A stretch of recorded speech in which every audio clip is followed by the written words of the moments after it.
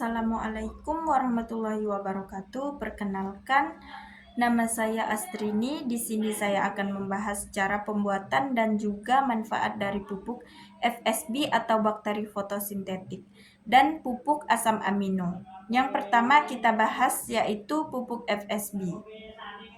Pupuk FSB atau bakteri fotosintetik memang sangat bermanfaat bagi pertumbuhan tanaman.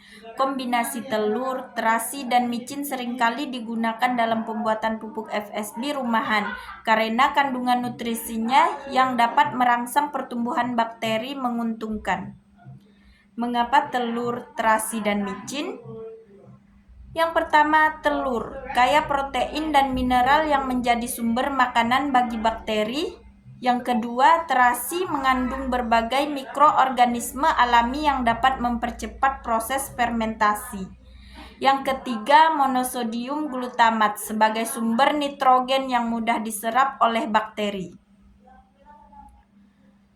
Adapun langkah-langkah pembuatan pupuk FSB yaitu pecahkan telur, lalu aduk, campurkan terasi sebanyak 4,2 gram dan micin sebanyak setengah sendok makan. Dengan telur, aduk hingga tercampur rata, lalu masukkan air ke dalam botol sekitar 500 ml, lalu masukkan campuran telur, terasi, dan micin ke dalam botol tersebut, lalu kocok dan simpan di bawah terik matahari langsung. Dan adapun manfaat dari pupuk FSB, yang pertama mempercepat pertumbuhan akar dan batang.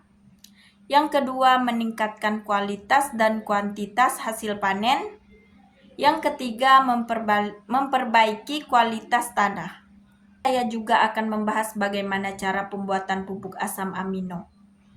Pupuk asam amino yang dibuat dari bahan-bahan organik seperti ikan, nenas, dekomposer, dan gula merupakan alternatif yang ramah lingkungan untuk meningkatkan kesuburan tanah dan pertumbuhan tanaman.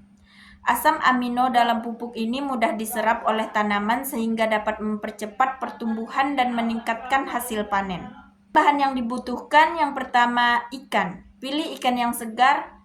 Kedua, nenas. Buah nenas mengandung enzim bromelain yang membantu dalam proses fermentasi.